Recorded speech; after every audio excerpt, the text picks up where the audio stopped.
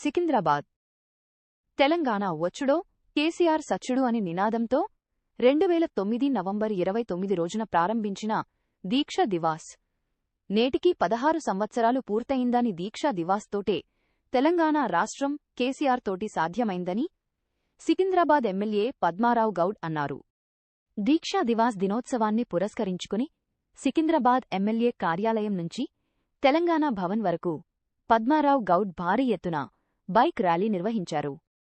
తెలంగాణ రాష్ట్ర ఏర్పాటు కేసీఆర్ ద్వారానే సాధ్యమైందని 10 సంవత్సరాలు తెలంగాణ అభివృద్ధి పథంలో నడిపించి దేశంలోనే అన్ని రంగాలలో అగ్రగామిగా నిలిచేటట్టు చేసిన ఘనత కేసీఆర్ దేనని ఆయన అన్నారు.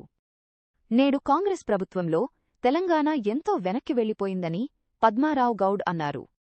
మళ్లీ రాబోయే రోజుల్లో కేసీఆర్ సారథ్యంలో టీఆర్ఎస్ పార్టీ అధికారం చేపడుతుందని పద్మారావు గౌడ్ ధీమా వ్యక్తం చేశారు.